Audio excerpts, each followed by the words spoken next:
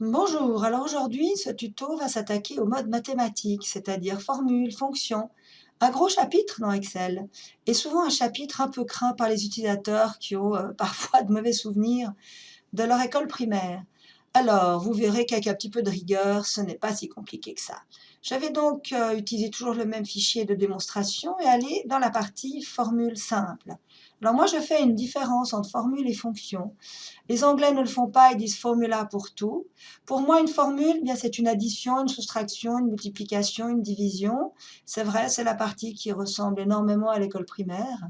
Mais en fin de compte, surtout ce qui est décisif, c'est que le raisonnement mathématique, c'est le vôtre. C'est vous qui êtes Einstein. Et si vous êtes mauvais Einstein, eh bien, votre formule n'est pas bonne. Vous verrez plus tard dans le tuto suivant que la partie fonction ne nécessite pas nécessairement de génie mathématique. Il faut surtout avoir de la logique. Alors, pour les fonctions, pardon, pour les formules, j'ai ici une petite démonstration à vous faire avec quelques explications à gauche. Alors, il faut activer la cellule résultat. Ce n'est pas ça plus ça et je le pose ici. C'est depuis ici, je vais chercher mes références. Donc, activer la cellule de résultat, taper le signe égal, c'est le signe sésame, mode mathématique, ouvre-toi. On collecte les références, on clique dessus, on ne les saisit pas, et puis on les lit avec un opérateur, et on termine en général avec un Enter ou retour, ou un petit vu vert que je vous montrerai aussi.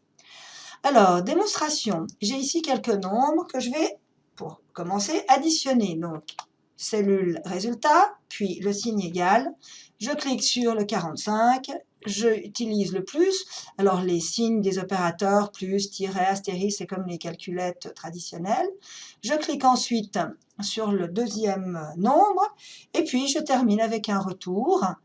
Eh bien, voilà, ma formule est faite et la cellule active automatiquement à celle directement dessous. Pour une soustraction, toujours égal ceci moins cela.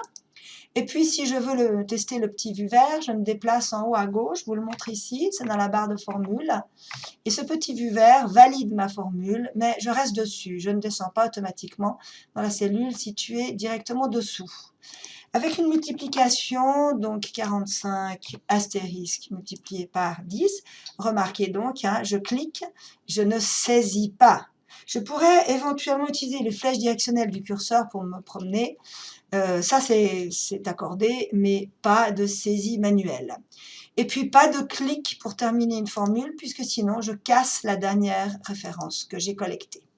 Un petit Enter, par exemple, et une division, oh, je vais y arriver, égale, ceci, c'est le slash ou la barre oblique pour faire 45 divisé par 10, qui nous donnera 4,5.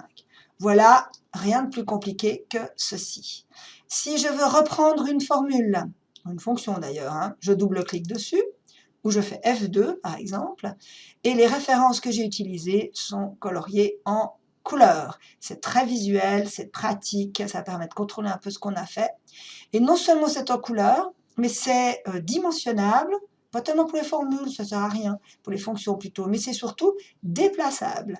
Il suffit que je pointe la petite ligne de bordure et je peux déplacer la référence pour la poser sur autre chose si par exemple je me suis trompée. Voilà pour cette partie-là de la gestion d'une formule. Et puis on me pose souvent la question, est-ce que il faut des parenthèses. Alors Excel n'exige aucune parenthèse dans le monde des formules. Mais si les maths l'exigent, ben oui, il faudra des parenthèses. Alors évidemment, si dans la référence, dans votre formule, les références donnent F5 plus B3 fois B4, ce que j'ai reproduit ici par 10, 10 et 2, eh bien 10 plus 10 fois 2 ou 10 plus 10 fois 2, ça ne donne pas le même résultat. Donc, si les maths exigent parenthèses, eh bien, vous mettrez des parenthèses, sinon, pas besoin.